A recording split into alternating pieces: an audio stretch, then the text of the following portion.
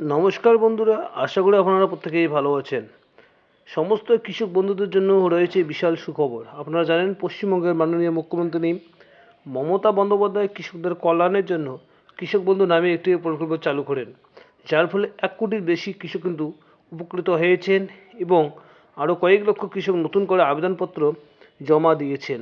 কাদের এই প্রকল্পের দ্বিতীয় কিস্তির টাকা দেওয়া হবে এবং কাদের টাকা দেওয়া হবে না, অর্থাৎ রবি সিজনের টাকা কবে দেওয়া হবে, সম্পূর্ণ তথ্য এই ভিডিওতে। তাই ভিডিওটি স্কিপ না করে সম্পূর্ণ দেখুন। বিগত বছরগুলোতে দেখা গিয়েছিল যে খারিফ মৌসুমে যা টাকা, সেই টাকা কিন্তু এপ্রিল থেকে সেপ্টেম্বর মাস এবং রবি সিজনের টাকা অক্টোবর থেকে মার্চ মাসের মধ্যে কিন্তু দেওয়া হয়।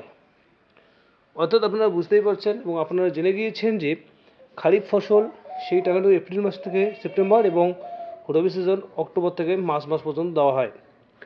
এরপরে দেখুন বিগত বছরগুলোতে দেখা গিয়েছিল যে রবি মৌসুমের টাকা কিন্তু 8ই ডিসেম্বর দেওয়া হয়েছিল 2021 সালে, 2022 সালে 21শে ডিসেম্বর, 2023 সালে 12ই ডিসেম্বর এবং 2024 সালে 22শে নভেম্বর কিন্তু রবি সিজনের কিস্তি দেওয়া হয়েছিল। তাহলে এখানেই বন্ধুরা বোঝা যাচ্ছে যে 2025 সালে রবি সিজনের টাকা কিন্তু 18ই ডিসেম্বরের মধ্যে কিন্তু দেওয়া হবে, অর্থাৎ ডিসেম্বরের মধ্যে কিন্তু এই টাকা দেওয়া হবে। কিন্তু এখানে প্রশ্ন হচ্ছে যে কারা এই টাকা পাবেন না এবং কাদের এই টাকা দেওয়া হবে এবং কারা কেওয়াইসি করেননি।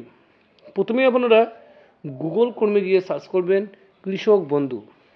যখন আপনারা গুগল ক্রোমে গিয়ে সার্চ করবেন কৃষক বন্ধু লেখার পর এই ধরনের আরেকটি লিঙ্ক কিন্তু বা পেজ আপনার সামনে ওপেন হয়ে যাবে। এখানে দেখবেন কৃষক বন্ধু বলে একটি লেখা আছে, সেই লেখার উপরে ক্লিক করলে পরবর্তীতে এই পর্যায়ে আরেকটি পেজ ওপেন হয়ে যাবে। এই পেজের মধ্যে আপনি বিভিন্ন তথ্য দেখতে পারবেন। তার মধ্যে আপনার যেটা গুরুত্বপূর্ণ সেটা হচ্ছে নথিভুক্ত কৃষকের তথ্য। এই নথিভুক্ত কৃষকের তথ্যের উপরে ক্লিক করতে হবে।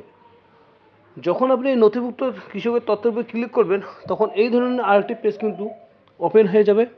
এখানে আপনি দেখতে পাচ্ছেন কৃষক বন্ধু, select option, ID card number. এখানে সিলেক্ট অপশানের মধ্যে আপনি ভোটার কার্ড, আধার কার্ড, ব্যাঙ্ক অ্যাকাউন্ট, কৃষক বন্ধু আইডি, মোবাইল নাম্বার যে কোনো একটি দিয়ে চেক করে নিতে পারবেন।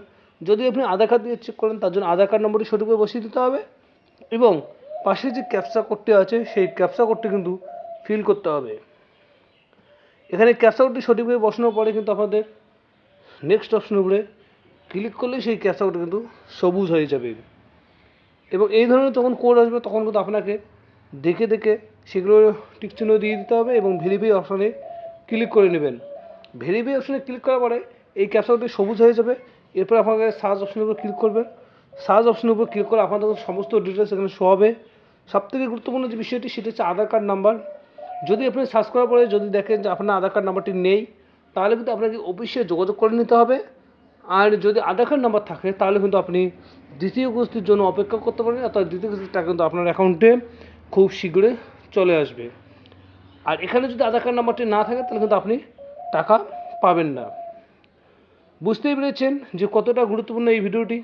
যদি এই ভিডিওটি ভালো লাগে তাহলে অবশ্যই সাবস্ক্রাইব করে বেল আইকনটা অন করে দেবেন এবং বন্ধুদের মধ্যে শেয়ার করে দেবেন এবং ফেসবুক পেজ থেকে দেখলে ফেসবুক পেজটি ফলো করে দেবেন। আপনারা ভালো থাকবেন, সুস্থ থাকবেন। ধন্যবাদ।